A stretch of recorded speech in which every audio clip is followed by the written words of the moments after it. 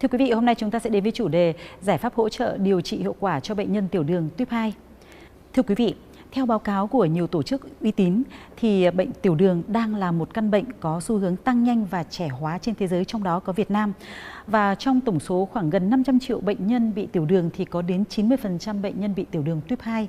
Tuy nhiên có một thực tế là những bệnh nhân tiểu đường tuyếp 2 thậm chí là còn không biết là mình bị tiểu đường tuyếp 2, có thể nhầm với dạng tiểu đường khác và cũng không hiểu rõ thực sự về căn bệnh của mình. Vậy tiểu đường tuyếp 2 là gì? Nguyên nhân gây ra bệnh này và phương pháp hỗ trợ điều trị như thế nào? Xin mời quý vị và các bạn cùng theo dõi trong chương trình hôm nay của chúng tôi. Tôi thì là Nguyễn Anh Tiến, ở tại nhà số 55 đường Nguyễn Thái Học, phố Tân Văn, phường Tân Thành, thành phố Ninh Bình, tỉnh Ninh Bình.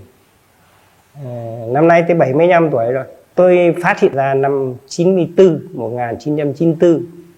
Thế lúc bây giờ trước đấy thì là tôi người nó cứ thấy nó mệt và nó khát nước. Nói thật là tôi uống nhiều nước lắm. Cứ độ khoảng 1 tiếng thì tôi phải uống 2 cái chai nước lọc đấy.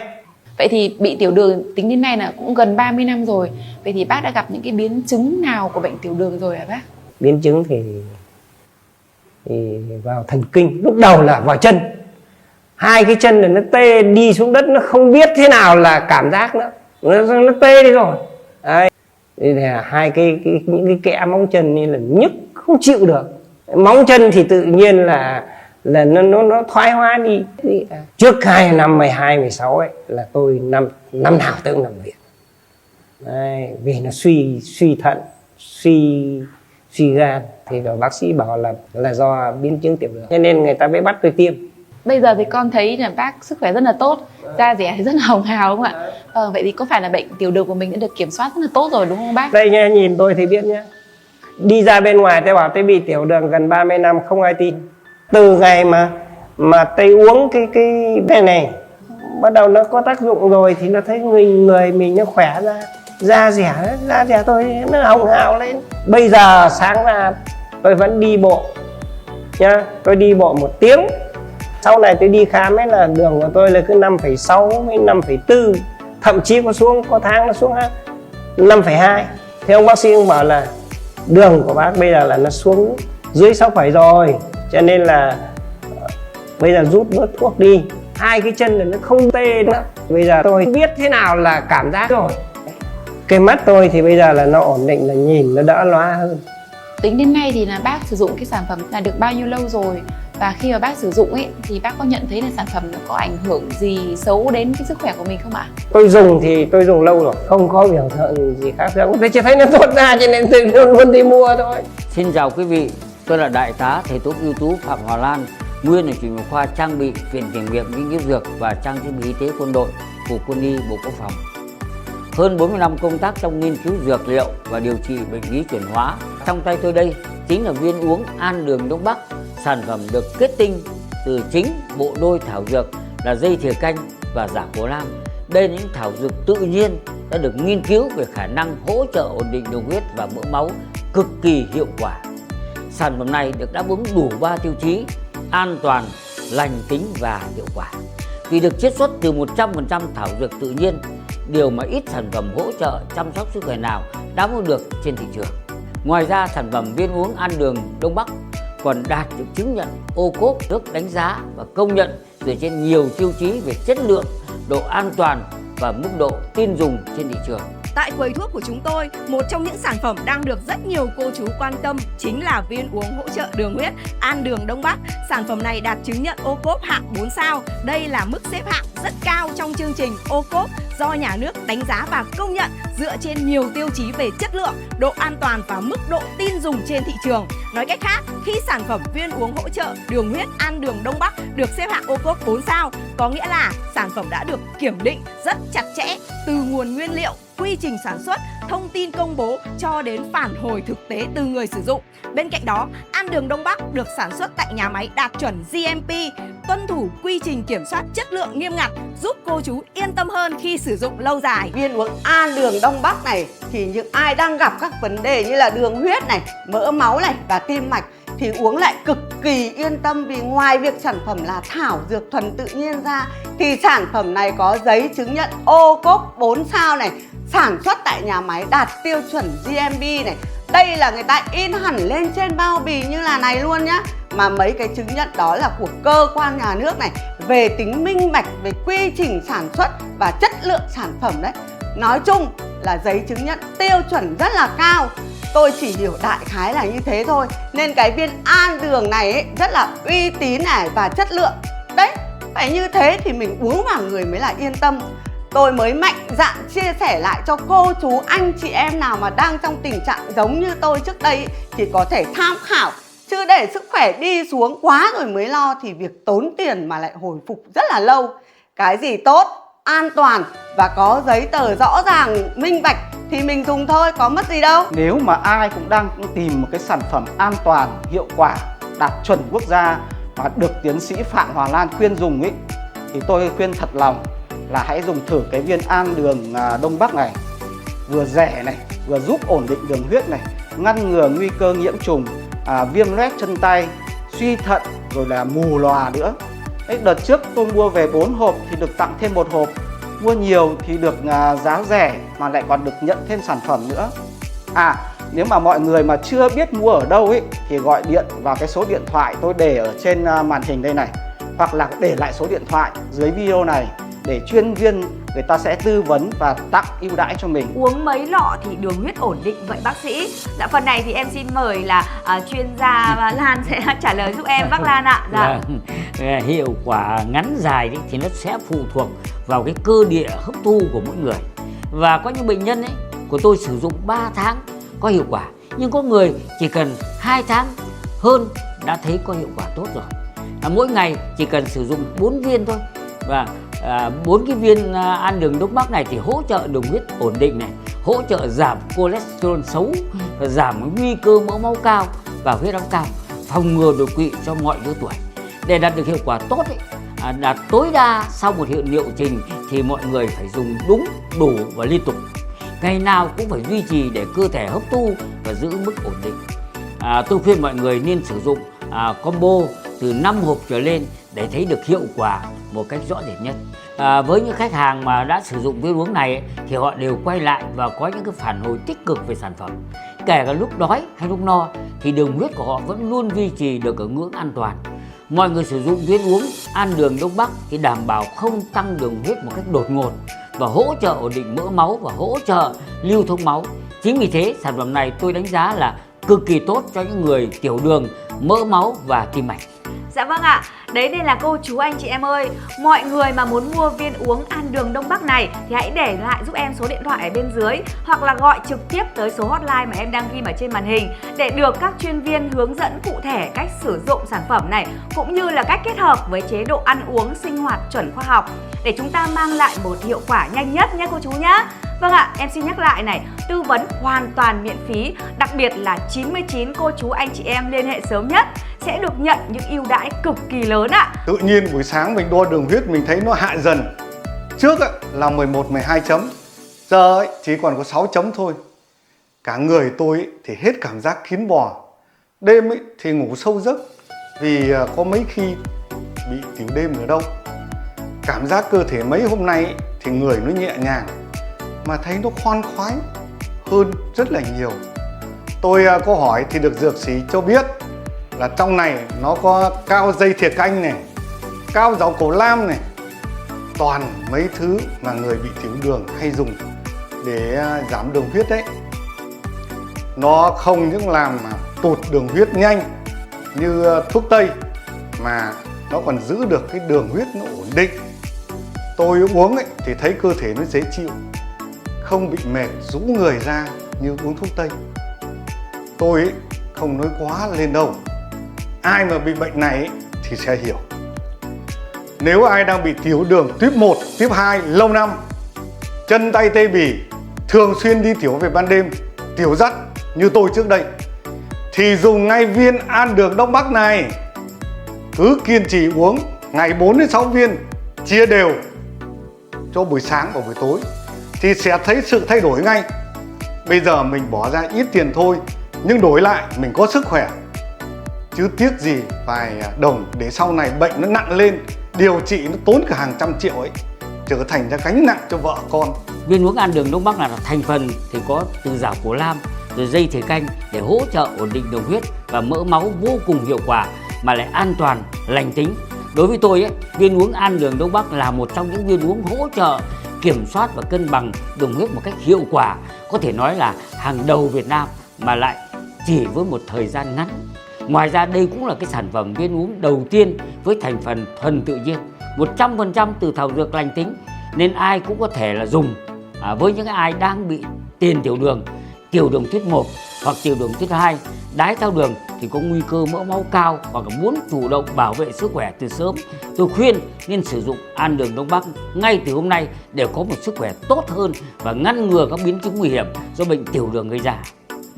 Dạ vâng ạ, nghe những cái chia sẻ và khẳng định về chất lượng sản phẩm viên uống an đường Đông Bắc từ chính bác sĩ Lan thì chắc chắn là các cô chú này, anh chị em cũng cảm thấy là yên tâm hơn rất nhiều rồi phải không ạ? Vậy nên nếu cô chú anh chị em nào mà đang muốn sử dụng ngay sản phẩm viên uống an đường Đông Bắc này để cải thiện tình trạng đường huyết và ngăn ngừa các biến chứng nguy cơ do bệnh tiểu đường gây ra thì đừng chần chừ nữa nhá. Mọi người hãy nhanh tay để lại giúp em số điện thoại ở bên dưới hoặc gọi ngay số hotline ở trên màn hình đi ạ.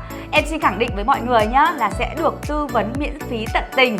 Đặc biệt là chỉ những ai mà gọi điện ngay bây giờ sẽ được nhận những cái ưu đãi đặc biệt giới hạn có từ nhãn hàng. Khi cô chú đưa viên an đường vào chế độ chăm sóc sức khỏe mỗi ngày, sản phẩm có thể đồng hành cùng cơ thể theo một cách rất tự nhiên, hỗ trợ cơ thể quản lý đường sau bữa ăn tốt hơn, giúp việc theo dõi chỉ số trở nên chủ động và dễ dàng hơn, duy trì sức khỏe chuyển hóa, từ đó giúp cô chú cảm nhận nhịp sinh hoạt ổn định và bình thường hơn. Khi những con số bớt biến động, cô chú cũng sẽ cảm thấy cơ thể mình nhẹ nhàng hơn trong ăn uống, ngon miệng hơn, ngủ sâu giấc và tỉnh táo hơn mỗi ngày. Với sản phẩm viên uống an đường Đông Bắc thì hiện tại hiệu thuốc chúng tôi xin được gửi đến quý vị những chương trình ưu đãi và quà tặng áp dụng duy nhất ngay trong hôm nay. Mua 3 hộp viên uống an đường sẽ tặng thêm 1 hộp, mua 4 hộp viên uống an đường tặng 1 hộp cùng với 1 máy đo tiểu đường, mua 5 hộp viên uống an đường sẽ được tặng 2 hộp và 1 máy đo tiểu đường. Cô chú anh chị mua càng nhiều sẽ càng được nhận nhiều sản phẩm cùng với ưu đãi và quà tặng đó ạ.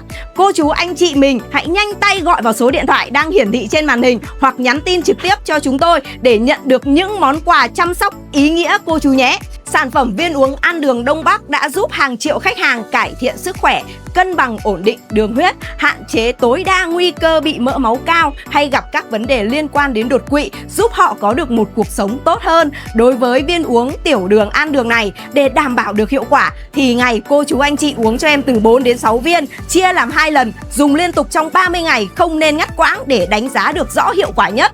Mọi người có thể uống vào buổi sáng 2 đến 3 viên sau ăn và tối 2 đến 3 viên sau ăn, kiên trì sử dụng đều đặn viên uống tiểu đường hàng ngày. Chỉ sau một thời gian, những người có chỉ số tiểu đường cao, bị đái tháo đường tuyếp 2 hoặc là tiền đái tháo đường đều duy trì ở mức ổn định, hạn chế biến chứng hơn.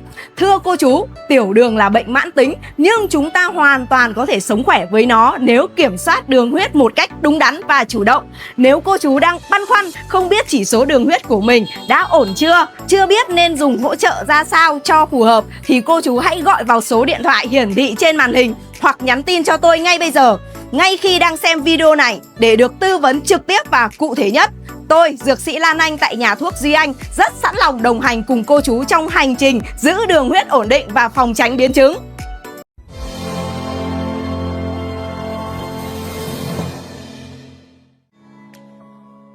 Quảng Ninh có nhiều tiềm năng, lợi thế phát triển cây dược liệu. Trên toàn tỉnh hiện có trên 900 loài cây thuốc thuộc các họ chi khác nhau. Trong đó có rất nhiều loại dược liệu quý, có giá trị kinh tế cao, phân bổ rải rác tại các địa phương Ba Chẽ, Đầm Hà, Tiên Yên, Đông Triều. Đặc biệt hiện nay có nhiều sản phẩm ô cốp như trà hoa vàng, trà rau cổ lam với tiềm năng 5 sao đang là những tín hiệu tích cực cho các mô hình phát triển cây dược liệu tại đây. Đây là vườn trồng dược liệu của công ty dược liệu Đông Bắc. Tại đây, nhiều loại dược liệu quý như cà gai leo, dây thìa canh đang được trồng và chăm sóc bằng hệ thống máy tưới tự động hiện đại như thế này. Hệ thống cung cấp nước tưới theo dàn để phù hợp với điều kiện khí hậu và độ ẩm theo mùa. Không chỉ vậy, doanh nghiệp này cũng hướng đến việc phát triển nông nghiệp hữu cơ trong trồng dược liệu bằng mô hình nuôi giun chuồn quế, góp phần tăng độ tơi xốp cho đất một cách tự nhiên. Nhờ đó, diện tích đất mặt tại hầu hết các vườn trồng được cải thiện, môi trường đất được bảo vệ và sản lượng mỗi vụ thường đạt từ 3 đến 5 tấn dược liệu mỗi vụ. Qua 10 năm phát triển dược liệu và phát triển sản phẩm thì cũng qua những giai đoạn rất là khó khăn. Cái vùng nguyên liệu của chúng tôi và các sản phẩm đưa ra thị trường cũng tạm ổn. Hiện nay chúng tôi mới ký hợp đồng với 3 hợp tác xã để trồng thảo dược cho chúng tôi. Đối với các hợp tác xã thì chúng tôi góp vốn cổ phần và cùng với họ, cũng là một thành viên của những hợp tác xã đấy. Và chúng tôi cũng cấp giống, cấp kỹ thuật và họ làm theo cái sự hướng dẫn của chúng tôi. Nhận thấy hiệu quả kinh tế từ trồng dược liệu cao gấp từ 3 đến 4 lần so với các loại cây khác, nhiều hộ dân hợp tác xã tại Ba Chẽ, Tiên Yên đã tham gia vào chuỗi liên kết trồng dược liệu với công ty dược liệu Đông Bắc. Tham gia vào chuỗi liên kết, các hộ dân được hỗ trợ giống cây trồng, được hướng dẫn cách chăm sóc dược liệu đạt chất lượng và sản lượng cao, qua đó góp phần tăng thu nhập ổn định kinh tế hộ gia đình, còn doanh nghiệp sẽ có được nguồn nguyên liệu chất lượng, đảm bảo ổn định sản xuất. Đây cũng được xem là tiền đề quan trọng cho sự phát triển trồng cây dược liệu tại địa phương. Công ty dược liệu Đông Bắc thì đã hỗ trợ và tạo điều kiện rất nhiều cho các bà con hội viên hội nông dân ở quanh khu vực công ty đóng trên địa bàn. Công ty thì cũng đã hỗ trợ các hội viên, thứ nhất là về cây trồng, thứ hai là kỹ thuật sản xuất, hỗ trợ là bao tiêu sản phẩm cho các hội viên hội nông dân. Để đáp ứng đầu ra tại chỗ cho vùng trồng cũng như yêu cầu ngày càng cao của thị trường, các loại dược liệu sau khi thu hoạch được đưa vào sơ chế và sản xuất tại nhà máy đạt chuẩn GMP. Đối với tiêu chuẩn này, nhà máy được bố trí khép kín, chuyên biệt, đảm bảo dược tính của dược liệu không bị mất đi trong quá trình sản xuất. Phòng thí nghiệm ứng dụng công nghệ vi sinh được đơn vị này đầu tư có thể phát hiện nhanh các loại nấm mốc có kích thước siêu nhỏ trên dược liệu, từ đó loại bỏ những sản phẩm không đạt chuẩn và gây hại đối với sức khỏe. Có thể nói, đầu tư bài bản từ vùng nguyên liệu đến sản xuất, công ty dược liệu Đông Bắc hiện có 11 sản phẩm từ dược liệu đạt chứng nhận ô cốp 4 sao, một sản phẩm tiềm năng 5 sao. Thành công này đã tăng giá trị thương phẩm của dược liệu Quảng Ninh. Hiện nay các sản phẩm ô cốp đã được áp dụng khoa học công nghệ và chất lượng sản phẩm đã được nâng cao rõ rệt. Một sản phẩm có thể tinh chế nhiều các loại sản phẩm khác, đa dạng hóa, ví dụ như là sản phẩm của công ty Đông Bắc là đã được đa dạng hóa sản phẩm và áp dụng khoa học công nghệ. Không những là tiêu thụ với thị trường Quảng Ninh mà còn tiến tới xuất khẩu. Quảng Ninh có trên 600 loài dược liệu, trong đó có nhiều loại dược liệu quý, trên 300 đơn vị hoạt động trong ngành dược liệu. Nhiều sản phẩm ô cốp đã được ứng dụng khoa học công nghệ, kỹ thuật vào sản xuất, chắc chắn sẽ góp phần không nhỏ để Quảng Ninh trở thành vùng dược liệu Đông Bắc của cả nước trong tương lai.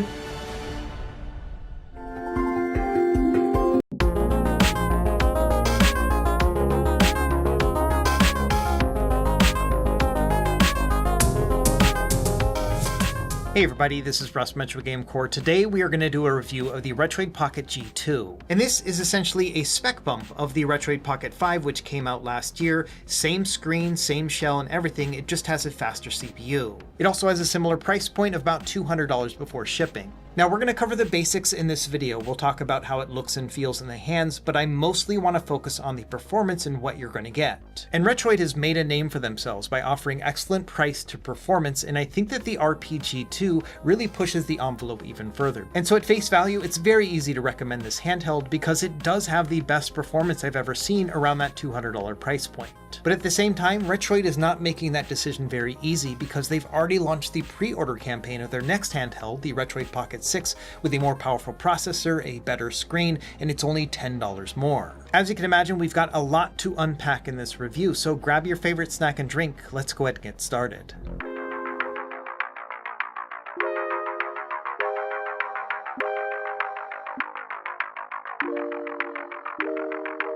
Okay, let's dive into the specs. This is all going to be very close to the Retroid Pocket 5 other than the CPU. This new model has the Snapdragon G2 Gen 2. This is a performance and gaming-minded chipset made by Qualcomm. And according to Retroid, it should give you nearly twice the performance power of the Retroid Pocket 5, which had the Snapdragon 865 chip. The amount of RAM and storage is the same as it was on the previous model, 8 gigs of RAM and 128 gigs internal. Like with the other one, it has a microSD card slot if you want to expand your storage that way. The display is also the same. It's AMOLED, 5.5 inches, and 1080p in resolution. We've also still got a 5000 mAh battery, and it does charge up to 27 watts fast charge. As far as connectivity, we've got Wi-Fi 6 and Bluetooth 5.4, and it does have a 3.5mm headphone jack. Now, because this is a more recent chip, it does run a more recent version of Android. It's running Android 15. And other than that, everything else is pretty straightforward. It's got rumble motors, some Hall sensor analog sticks, as well as active cooling. And like I mentioned in the intro, the starting price is going to be $200 during the pre-order campaign, but that's only going to be good for about another 3 or 4 days. And after that, it's going to go to $220 retail. And so even though you can get it for cheaper as of making this video,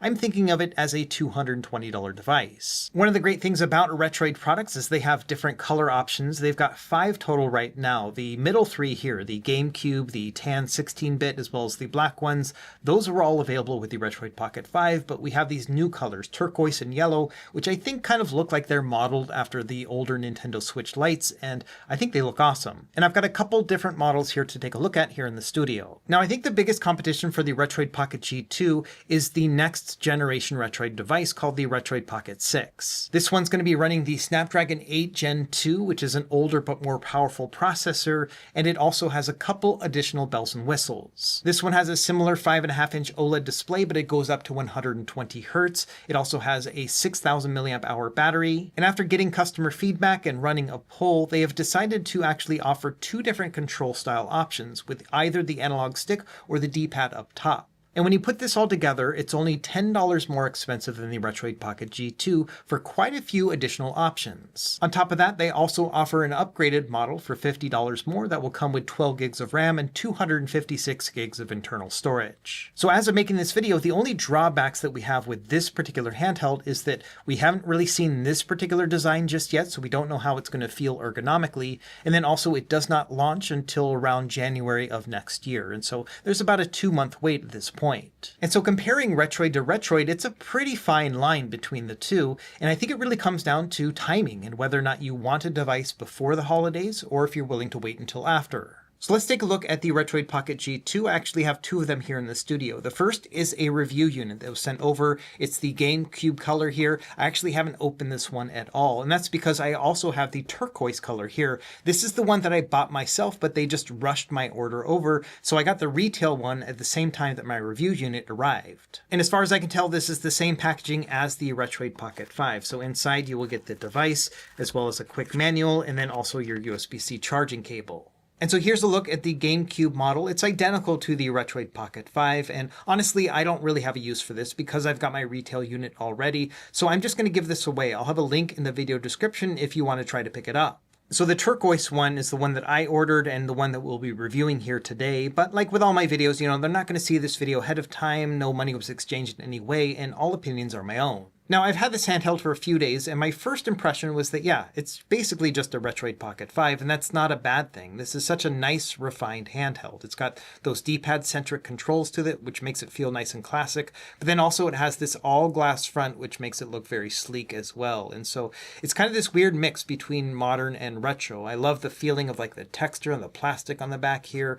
It's all nice and rounded too. Like there's so many things that I love about this that I've talked about in my other videos. And even though this design is about a year old, I think it still holds up. It's a really excellent handheld. Still to this day, every time I pick it up, I'm like, man, they really did a good job with its overall design. In terms of size, it's about the same as a cell phone, but a little bit longer with some ergonomic bumps on the back. You can still fit it in your pocket depending on the size of your pocket, but personally, I've never really considered this to be a pocketable handheld. Instead, I'd rather put it in a case or in a bag and carry it around that way. And in terms of mid-tier handhelds, I think it's a Goldilocks style size just because it's quite portable, but then also very comfortable to use on its own. I can play this on the couch, but then also on the go. It's a little bit smaller than the Switch Lite, but with the same size screen. And I think that really says a lot about this product because it's got this nice, compact, refined size to it and feels a lot more elegant. The ergonomic bumps on the back aren't super prominent, but they're just enough to give you a little bit of a cushion, and I do find it to be very comfortable. And so here we are 1 year after the Retroid Pocket 5 released, and yes, this is still an excellent body design. And where this thing really excels is in D-pad-centric gameplay, just because your thumbs will naturally rest right here, and I think it's an excellent position for them. The analog sticks themselves can get the job done, especially when playing like single analog stick games, but I've never found this to be an excellent fit when it comes to dual analog stick gameplay. And so right out of the box, there are going to be some moments where ergonomically this just doesn't make a lot of sense. I don't like playing first first-person shooter games or anything where I'm using both analog sticks at the same time, just because it feels a little bit awkward. Now, Retroid offers their own grips on their website. They're $15. They are TPU, which means they're a little bit bendy. And you can also find 3D printed options on Etsy. I made a whole video about it. I'll leave a link down below. And because we have the exact same shell here, the Retroid Pocket 5 grip works perfectly here. $15 to basically fix all of your ergonomic issues. This allows me to play with dual stick games, no problem. It's not a perfect setup, but a lot more comfortable like this. The only problem here is that it does make it a little bit less portable just because you have these additional grips. But I would say if you are concerned about overall ergonomics, then I think that a $15 grip like this is an easy solution. So in summary, yes, the design on the Retroid Pocket 5 was amazing, and it still is awesome on the Retroid Pocket G2. I really love this new color option as well. The white on turquoise is really cool. I also really like the yellow on white option too, but this one is probably my favorite. Let's talk about the controls in case you're new to all this stuff. This is a dome switch style D-pad, so it kind of looks like a PS Vita D-pad, and it feels like it too. It's got this nice kind of soft click to it when you push it in any direction. It doesn't have a ton of travel, but it still feels very responsive and clicky. And what I love about this D-pad is that it feels very responsive and precise. I can play a precision platformer like Celeste and know exactly which direction I want to move in, and I get that soft click feedback when I do. This is the same D-pad that Retroid has been using for several years at this point, and I hope they continue to use it because it's one of my favorites. The analog sticks are also the classic stick we have seen from Retroid over the years as well. They are Hall sensor, they have a wide range of motion to them, and they feel excellent. More recent devices like the Retroid Pocket Flip 2 have had a grippier cap to them, but these do not have that. They're more smooth. It's also worth noting these analog sticks do have RGB lighting to them. You can go in and change out the color however you would like. Personally, I just prefer to leave them off. The face buttons are the same as they were on the Retroid Pocket 5. They have rubber membrane connection to them, which means that they have a bit of travel to them, more of a classic sort of feel. But one of my main complaints about this device has always been that these buttons feel a little bit clacky. They are easily the loudest part of this whole device. It's not the end of the world. They still feel very good, but I do wish that the travel was a little bit shallower on them. Let me give you a quick listen here to what they sound like. So at the end of the day, I don't find them to be a deal breaker, but I do wish that they had a little bit less travel and weren't so loud. But other than that, I've got no complaints. Also on the front, we've got some menu buttons. So select and start up top, and then we've got a home button and a back button for Android function. And beyond that, we've got our two front-firing stereo speakers. These have never been award-winning by any means, but I think they get the job done. Let me give you a quick audio test.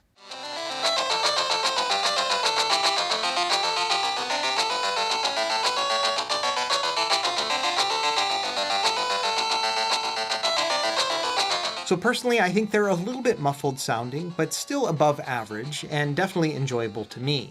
One thing worth noting is the speaker placement makes it so that you kind of cover a little bit of the speaker holes with the meaty part of your palm. And it's not the end of the world. I don't think it affects the audio that much, but if you've got bigger hands than my medium-sized hands, it might become a problem.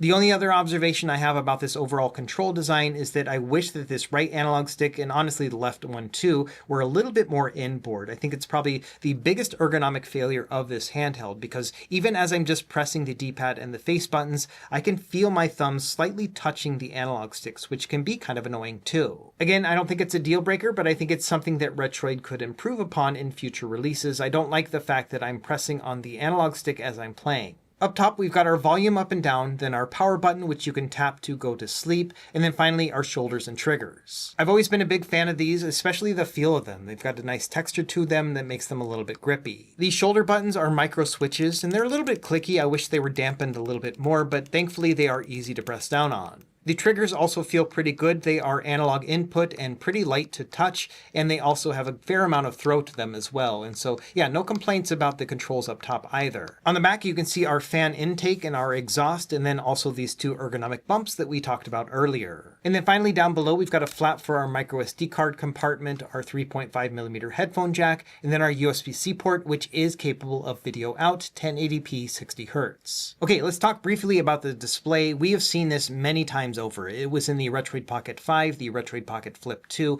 as well as the Retroid Pocket dual screen attachment. So we've seen this thing all over. And honestly, I think that's a good thing. It's a beautiful display, 5.5 inches, 1080p, and it's OLED. I've always found the quality of this panel to be excellent too. We've got a nice color balance as well as contrast ratio, and then the saturation really makes these colors pop. It can also get very bright. This is it at 100% brightness, and I personally think this is bright enough to be able to play outdoors. Here I am in a sunny environment, but in the shade, and you can see that yes, this is very easy to see, and even if I angle my camera so that it's in direct sunlight, everything is still visible to me as well. So I do think that thanks to this screen, this is a handheld that you can take outdoors and enjoy. Another excellent feature is that this screen gets nice and dark to the point where it's really hard to see unless you're in a dark environment. Even turning off the studio lights, you can barely see that anything is happening, and I think that's a great sign. That means that you'll be able to play this thing in the dark. In fact, the major complaint that I've seen about this handheld and when playing it in bed next to your significant other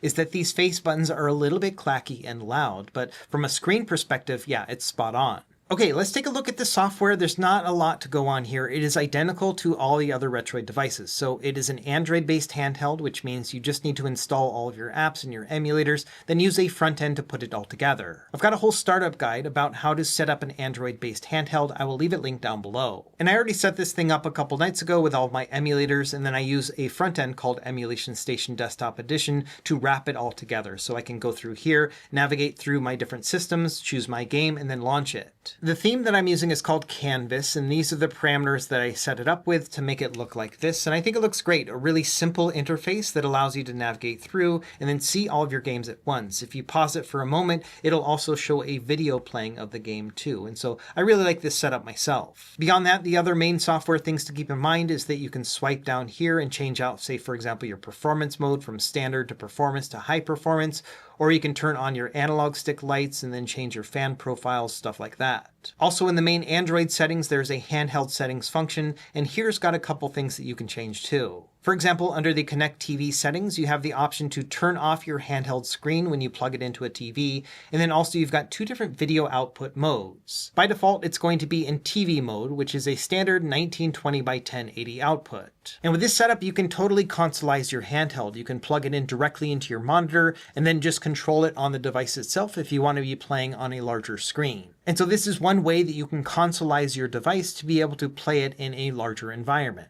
Retroid also sells their own dock on their website. It's $30. It has HDMI output, Ethernet, as well as 4 USB ports. And so what you can do in a setup like this is connect it with a Bluetooth controller and then basically have a console-like or Switch experience where you can plug it in and then play your games with a separate controller. Not every emulation app is going to work out of the box like this. You may have to reconfigure the controls as you swap back and forth, but in general, yes, it's very easy to consoleize your handheld. Now, the other video output mode is the RDS. That's for the Retroid dual screen attachment. This is also sold on their website. It's $70 and essentially just gives you a second display that's identical to the one found in the Retroid Pocket G2. I made a couple videos about this thing and I meant to go back and do a full-on review once I got the other adapter, but unfortunately I've been super distracted by other dual screen handhelds and I haven't come back to it, but I'm still hoping to make that video.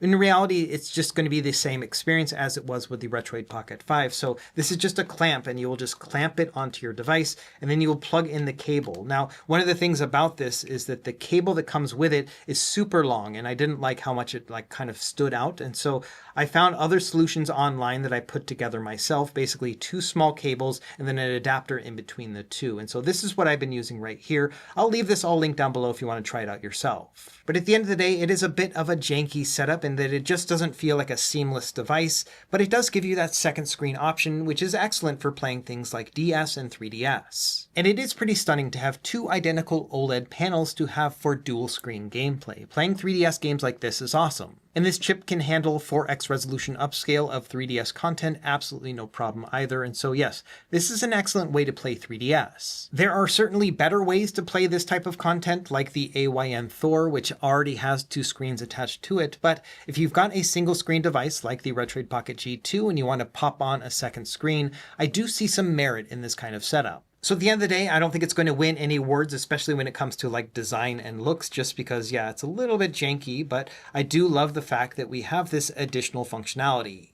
Okay, now let's talk about performance. We're going to start with some benchmarks and then we'll move on to actual gameplay. We're going to start with 3D Mark here, running the Wildlife Extreme stress test. This is a 20-minute test that goes in 1-minute loops. You can see here that the best score was a little bit over 3,000 and the worst score was around 2,800, which gives us a 92% stability. And the way it went is that it started at a pretty high score and then it dropped down to around 2,900, then around 2,800, around 10 minutes into it, and then it stuck with that all the way through to the end. So I would say on average, I would expect about 2,800 as your score, but there are going to be some times when it'll turbo boost up to 3,000.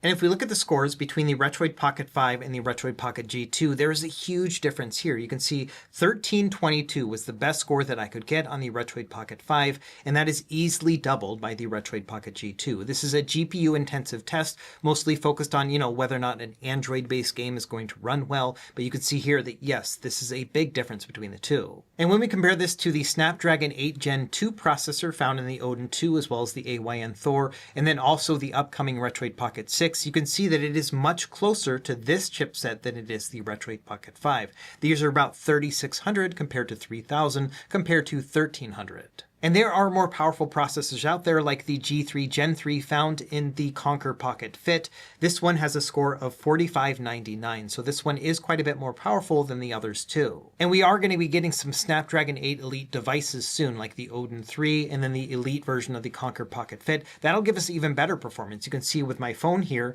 6291 with a Snapdragon 8 Elite. So this is still very excellent performance, but not the best out there. Moving over to another test, this is Geekbench 6 running a CPU-related benchmark. So this is going to be a better indicator when it comes to emulation performance. So 1887 on the G2 compared to 1210 on the Retroid Pocket 5. So not a double in performance when it comes to single-core speeds, but still pretty good. The Snapdragon 8 Gen 2 found in the Thor is just a little bit ahead of that, only 2,022 here, and then 2,200 with the Conquer Pocket Fit. Again, none of these compare to the Snapdragon 8 Elite, which just has a lot of raw performance power, but you can still see that this is a lot closer to the Snapdragon 8 Gen 2 than it is the Retroid Pocket 5. Here's another test on Geekbench using the GPU Vulkan test. So you can see here 9410 on the Retroid Pocket G2, which is about 3 times better than the Retroid Pocket 5, but still very close to the Snapdragon 8 Gen 2, which got 9875.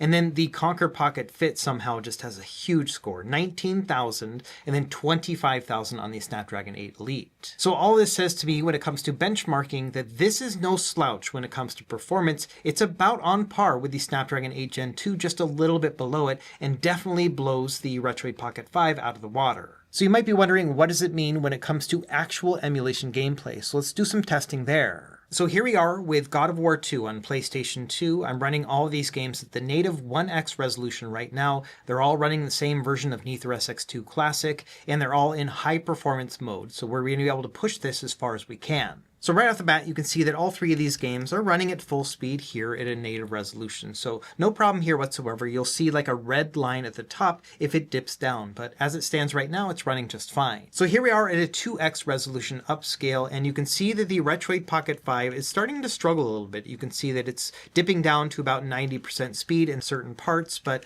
here, playing with the Retroid Pocket G2, no problem. And of course, same thing with the Odin 2, no problem here either. So what this says to me is we've already found the upper emulation limit of the Snapdragon 865 with this particular setup. Now, if we do the same with, say, the Retroid Pocket G2 and the Snapdragon 8 Gen 2, so let's actually move it up a little bit more. Let's do a 3x resolution upscale with these two and see how it plays out. Now with the 1080p screen, I usually play at a 2.5x resolution upscale, so I wouldn't need to go to a full 3, but you can still see that yes, on the Odin 2 it's running at full speed. Same thing with the Retroid Pocket G2. So yeah, these are both playing great. If we take it up another notch to a 4x resolution upscale, you can see that they're still playing pretty well. I get a couple slowdowns here with the Retroid Pocket G2. You can see that right then it slowed down a little bit, but the Snapdragon 8 Gen 2 plays just fine. And so we started to find the upper limit of the Retroid Pocket G2 and that we get some slowdowns here at a 4x resolution scale. Now, this resolution is super high. It's beyond 1440p. It's beyond what the screen can actually handle in terms of pixels,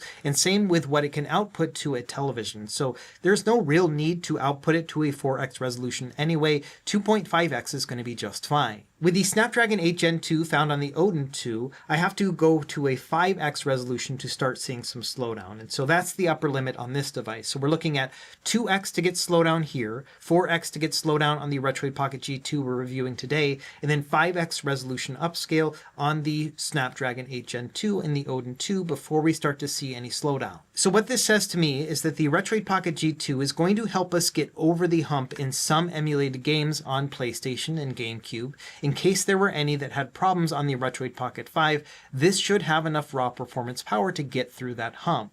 The other kicker here is that you can play most PlayStation 2 and GameCube games at the standard performance mode and still get excellent performance. So here I am at 2.5x resolution. That's the resolution that I play when it comes to PlayStation 2, and I'm playing it in the standard performance mode. So I'm not playing it in high performance mode, and it's playing just fine. So that's another additional benefit of having a powerful chipset like the Snapdragon G2 Gen 2, is that we'll be able to play games at a higher resolution, but also at a lower performance profile to save on battery life as well. One last thing worth noting is that when you go into high performance mode on this device, by default it's going to go into sport fan mode, which is quite loud of a fan. It's not to the point of being like overbearing, but it is something that I have found that I noticed. Let me give you a quick audio sample between the sport and quiet modes so you can hear when the fan turns on and then turns off.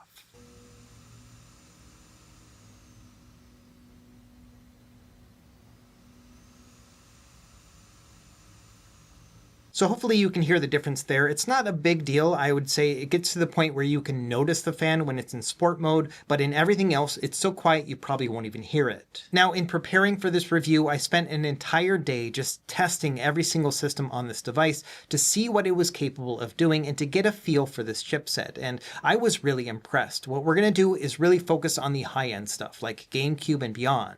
But I also did want to note that all the classic systems are going to play great, much like they did on the Retroid Pocket 5.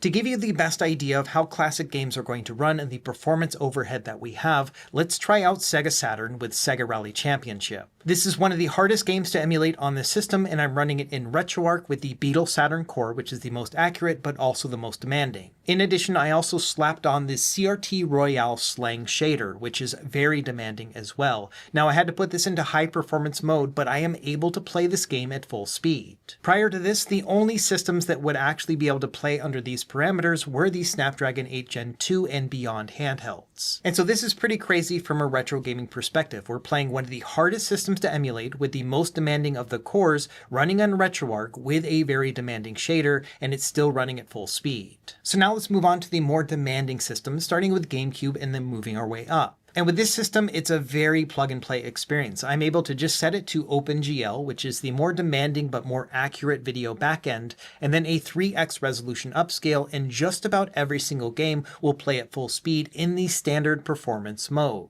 There are always going to be some games that are problematic or maybe have some compatibility issues, but for the most part, I think you're going to be able to play through the vast majority of the GameCube catalog in these particular settings. There may be a couple games where you have to do some settings tweaks. For example, with F-Zero GX, this one plays better with the Vulkan backend than OpenGL, but still runs like a dream. And I also found that for F-Zero GX in particular, putting it in high performance mode did prevent any additional slowdowns. The standard performance mode was pretty good, but not quite there for a full 60 frames per second experience. The only other game that I had to make some adjustments to is Star Wars Rogue Squadron 2, which is notorious for being hard to emulate. For this game, I had to play it at a 2x resolution upscale, which I still think looks awesome, and it played absolutely fine. It's a similar story with Nintendo Wii. I set it to OpenGL and a 3x resolution upscale, and most of these games played fine in standard mode. Every once in a while, I had to put it in high performance mode, but that was pretty few and far between. So when it comes to running the Dolphin emulator, this system has plenty of power to get through most of these games.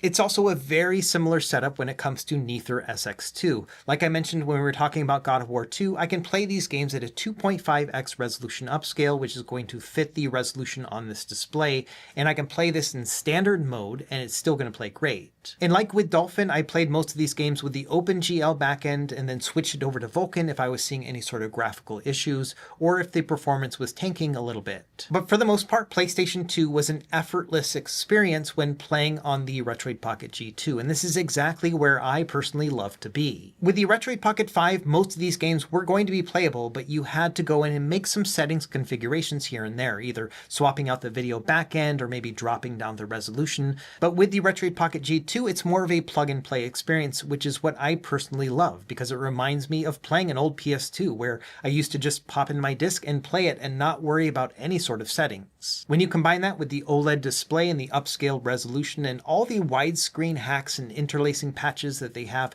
embedded in this emulator, it is really an upscaled experience. Now, some games did require me to adjust my overall gameplay. For example, with the Sly Cooper games, I had to turn them on the high performance mode just to get them to play smoothly, but yes, they are totally playable at 2.5x resolution. Another challenging game was Shadow of the Colossus. This one I had to drop down to a 2x resolution upscale in order to get it to play smoothly as well, but 2x resolution still looks a lot better than native, and yes, it runs absolutely smoothly, so this is how I would play this game as well. For the really demanding stuff like Champions of Norrath, which is known for not playing well with the Neither SX2 Classic build in particular, this one I had to drop down to a native resolution, but even then, after playing it for about 20-25 minutes, I only saw minimal slowdown.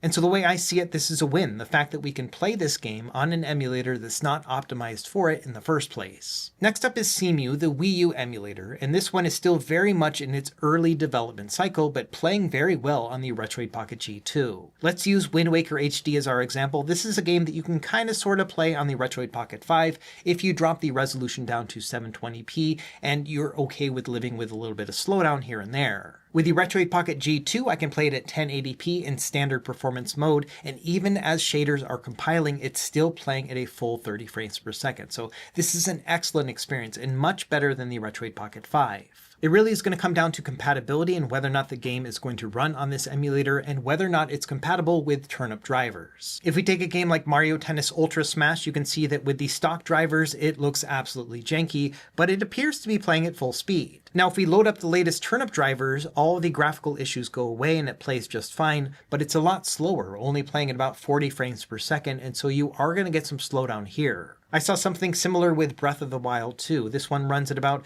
27 frames per second on average with the stock drivers, which is just at the cusp of being playable to me at a 720p resolution. But unfortunately, with the stock drivers and this game, we get a lot of flickering in the background and it never seems to go away no matter how many shaders compile. Now with the custom drivers, we get much better graphics to the point where I'm not seeing any flickering whatsoever, but it does drop down the frame rate to about 22 frames per second on average. So there is a bit of a give and take here, and I would not really personally consider this game to be playable at 22 frames per second, but this is the closest that we've seen, and it's a lot better than it was on the Retroid Pocket 5. It's about where it is with the Snapdragon 8 Gen 2. So I would say the limitation here is not necessarily the performance power of the device, but rather just the maturity of the software development.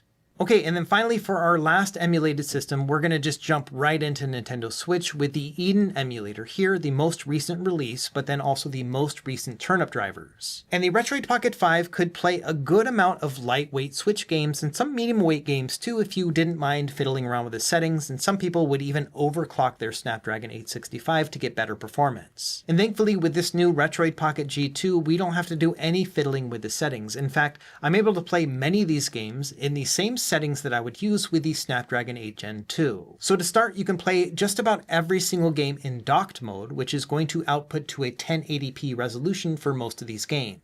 In addition, like with the other emulated systems, you can start this out at the standard performance mode and really only kick in the high performance mode if you need it. And I found that the vast majority of these games played at full speed, docked with the standard performance mode, which is really impressive. These are the same settings I use on my Odin 2. So as long as the game works with the emulator and the driver, we're looking at a system that basically plays at the same size as a Switch Lite, but with better performance given the fact that it can play in docked mode. And even as I started to go up in the harder to play games, things like Mario Wonder and Mario Kart 8 Deluxe, yes, I could play these in standard mode, 1080p docked mode. And thanks to those turnip drivers, we got really good visual quality too. There were only a few games that had some issues like Octopath Traveler 2, but this one also has problems with some of the other chipsets, so I was not surprised to see this. I think the best example here is to show that Super Mario Odyssey can play in high performance mode, docked mode, and it plays just fine, 60 frames per second here, maybe a couple stutters here and there as shaders are compiling, but overall a very smooth gameplay experience. And again, this is about on par with the Snapdragon 8 Gen 2. The only real upper limit I found in terms of performance among the games that I usually test was Bowser's Fury. This one, when I played it in docked mode, couldn't quite hit 60 frames per second. That's because we're upscaling the resolution, and then in handheld mode, by default, it's going to run at 30 frames per second. So this is pushing a higher frame rate and higher fidelity. And unfortunately, that was a little bit too much for this chipset. So instead, I just dropped it down to the handheld mode or undocked mode, and this played absolutely fine. That is going to drop down the resolution to 720p and also play only at 30 frames per second, but it's still a very smooth experience when you make those little tweaks. So in the end, this is a very capable Nintendo Switch emulation experience here, where you can almost throw everything you want at it. You might see a couple limitations in terms of the overall RAM, because there's only 8 gigabytes here, and you might also see some performance limitation in some games. And as always, I would not recommend ever buying an Android device to replace a Nintendo Switch because emulation compatibility is not quite there. I would expect, only about 3/4 of games to even run at all. So like with all the other devices, I wouldn't say it's a Switch replacement, but it is pretty darn close, at least within this environment. Okay, now let's move away from emulation testing and start talking about PC gaming. If you haven't heard already, there are these new apps that are out that allow you to essentially play PC games on Android-based devices through compatibility layers. I've talked about this in other videos. I'll leave one link down below, but for this testing, I used GameHub. This allows me to log into my Steam account and play my actual Steam games here on Android. Now, there are some limitations of playing PC games on the Retroid Pocket G2 specifically. Number one is that many of these require a lot of RAM in order to play, and we're limited to 8 gigs of RAM with this device. Additionally, many of these apps like GameHub and Game Native require you to store the games on your internal storage unless you do a bunch of workarounds. And because we're limited to 128 gigabytes, that does limit how many games you can install on this device. So the way I see it, this is definitely more focused on playing, lightweight and middleweight games. And the nice thing is that yes, these games play absolutely fine here on GameHub. I spent a lot of time over the past few weeks playing PC games via GameHub and GameHub Lite on my AYN Thor, which has the Snapdragon 8 Gen 2. And I found that the performance between the Thor and the Retroid Pocket G2 that we're reviewing today is almost identical, to the point where I have a really hard time seeing any performance difference between the two. Now, I mostly play a lot of lightweight games because I think that's the sweet spot with this type of setup, because they're going to be less demanding, they're going to take up less internal storage, and so that's what I've been playing here for the most part, and it's been an excellent experience. But it is also possible to find some games, even that are somewhat considered lightweight or medium weight, that don't play at full speed. For example, The Witness really struggles to play at full speed. I would say it's still playable at this point. After all, this is a puzzle game that doesn't require a lot of quick reflexes, but in general, yes, this is a game that was not able to keep up. Another good example is Slots and Daggers. This is a roguelike that has a slot-based mechanic to it, but some of this is skill-based, where you have to press the right button at the right time, and because this only hovers around maybe 25 frames per second, it never really feels like it's playing at full speed. And so there are going to be some games that, yes, just don't play really well, especially something like this, which is brand new and unoptimized. But you might be surprised to find that even some heavier weight games that are very well optimized, like the first Tomb Raider game, this is the heaviest of the games that I tried out here, and it actually ran really well. So the way I see it, the performance here is going to be pretty close to the Snapdragon 8 Gen 2, much like we've seen in all the other emulation scenarios that we tried before. Your main limitations here are going to be the RAM as well as internal storage, and then of course a little bit of processing power gap as well. And then finally, let's talk about some streaming. So I tried out GeForce Now as well as Xbox Remote Play and cloud streaming, and all that worked well. The major limitation here for me was the control scheme, just because, most of these games are going to be twin stick style games, at least the ones that I like to play in a more modern setup. And so because of that, I do definitely recommend getting that grip to improve those ergonomics. But other than that, I think it was a pretty great experience. The 5.5-inch display does get a little bit small depending on what's happening on the screen, but I think it's still fully playable. I also tried out local streaming from my gaming PC over to this one using a tool called Apollo and Artemis. The great thing about this setup is that it matches your target display on the handheld, so it's going to run at 1080p 60 frames per second. This app also allows for really low latency, and I found that the average decoding time here with this particular chipset using the best settings possible was about 3 milliseconds, which is excellent. To me, this basically felt like I was playing locally, and that's exactly where I want to be when I'm playing streaming, so I think this is going to be an excellent streaming setup too. Okay, and before we wrap up, let's talk about battery life. I did some real-world testing here over the past few days. To start, I got 2% standby overnight. That means I put it to sleep and then came back 8 hours later and it drained 2%, and I think that's pretty good and pretty typical for most of these Android devices. So let's talk about battery life when actually playing the games, and of note, I played all these at 50% brightness and 50% volume. On the far right, we have our best case scenario. This is playing a Game Boy Advance game using RetroArch with the LCD3X shader and playing it in the standard performance mode.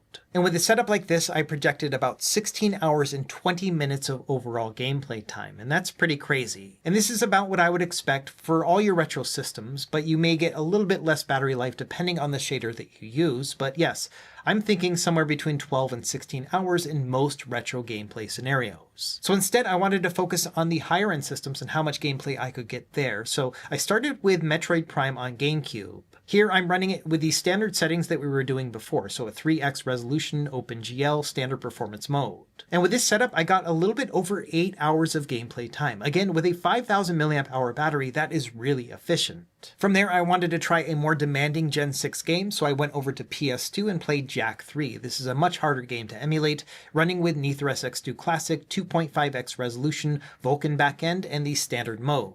And so this time around, I got about half the gameplay time that I got with Metroid Prime, which makes sense because this is a much more demanding game. So a little bit over 4 hours of gameplay here, which I still think is very decent when playing PS2. From there, I pushed it a little bit further with Nintendo Switch running in docked mode with Super Mario Wonder. And this time again, playing in standard mode because this game can play at full speed like that. And this game is a little bit more demanding than PlayStation 2, and so in this example, I got a little bit over 3.5 hours of gameplay time, which again, I think is pretty great. And then finally, on the far left, we've got our worst case scenario. This is playing Slots and Daggers, a game made for PC via GameHub. And despite it looking like a 2D game, it's a very challenging game to play, even on PC handhelds. So in this example here, I had to push it to high performance mode, and it was pretty taxing. I got a little bit over 2 hours of gameplay altogether. And so this is kind of the spectrum that I am looking at here, where if you're going to really push it, you can only get about 2 hours of gameplay time. But depending on what else you're playing, if it's something really lightweight, it can be up to 16 hours of gameplay. So all in all, I think there's no surprises here, given the size of this battery and this efficient chipset. I think all of this looks pretty good. Now, with all that testing out of the way, let's go ahead and wrap up and talk about what I think when it comes to the Retroid Pocket G2. And I think it's worth giving credit where credit is due. The Retroid Pocket 5, which essentially is this device but with a spec bump, still is an amazing handheld, and all of those features are available here. The controls are decent, the ergonomics are very comfortable, and we have that beautiful display, which I still love here a year later. I also love the 2 new color options they have available. I really like the turquoise one, but the yellow one still looks really great. And as we've seen throughout this video, this is a pretty significant spec bump, given the fact that the price here is almost identical to the Retroid Pocket 5 itself. It's pretty crazy that for around $200, we're approaching Snapdragon 8 Gen 2 levels of performance. Now, of course, it's not perfect, but it's funny that a lot of the issues that are with this device have nothing to do with the device itself, but rather the circumstances in which it's launching. And number one is that we have a very crowded market. There aren't really any devices that perform this well at this price point, but there are many other options out there for a little bit more. And then the other thing to consider is that this is really just a spec bump, and if you already have a Retroid Pocket 5 and it meets all of your gaming needs, then this might not do it for you. At the end of the day, I think the Retroid Pocket G2 is kind of an amazing handheld. It's incredible to think that for around this price point, we are getting so much performance on a device that has so many good things going for it. But at the same time, life can be a little bit complicated, and I think that the decision of buying this device is a little bit complicated too. Like I said in the intro, at face value, this thing is a really good deal. At around $200 to $220 before shipping, we're looking at something that has basically everything I would ever want in a retro handheld. And so on its own, yes, this is a very easy device to recommend. And it is kind of crazy that for this price point, we are getting performance that is very close to the Snapdragon 8 Gen 2 devices that have dominated the high-end market all throughout the past couple years. But that's also kind of the crux of the issue, because for an additional $10, you can get a Snapdragon 8 Gen 2 device in the Retroid Pocket 6, which comes out in January. And on top of that, you will have a bunch of other bells and whistles, like the ability to customize where you want your D-pad placement, and you also will have a higher refresh rate screen at 120 Hz, which which will help with things like input latency and just overall smoothness when playing a game. It's also got a bigger battery at 6,000 milliamp hours, and the Snapdragon 8 Gen 2 is also Linux compatible, and so I would expect to see Linux custom firmwares available for the Retroid Pocket 6 in the future too. And so when you put it all together, it is kind of complex. The Retroid Pocket G2 is an excellent handheld and one of the best values I've ever seen in a handheld as well, but it is severely undercut by the upcoming Retroid Pocket 6. And so at the end of the day, it really is going to come down to you. Do you like the look of this handheld? Do you want something that's D-pad centric? Do you want something before Christmas? If so, then yes, I would say the Retroid Pocket G2 is the best device to buy right now. But I also fully expect that the Retroid Pocket 6 is going to snatch that crown from the Retroid Pocket G2 in about 2 months, and that's a really short wait time. And so I think that in general, if you're looking for your most bang for your buck and you don't mind waiting through the holidays, then the Retroid Pocket 6 is the one to keep your eye on. And it is a shame because that takes away from how excellent the Retroid Pocket G2 is. It's only overshadowed by Retroid's own launch cycle. So long story short, I think two things are true at the same time. The Retroid Pocket G2 is an excellent handheld that has amazing performance for its price, and it's also a handheld that feels like it's going to become obsolete in about 2 months' time. Anyway, that's all I got for this video. Let me know what you think in the comments down below. Are you going to pick up the RPG2, or are you going to wait for the Retroid Pocket 6, or do you have something else that you're playing with in the meantime? As always, thank you for watching. Be sure to like and subscribe if you found this helpful, and we will see you next time. Happy gaming.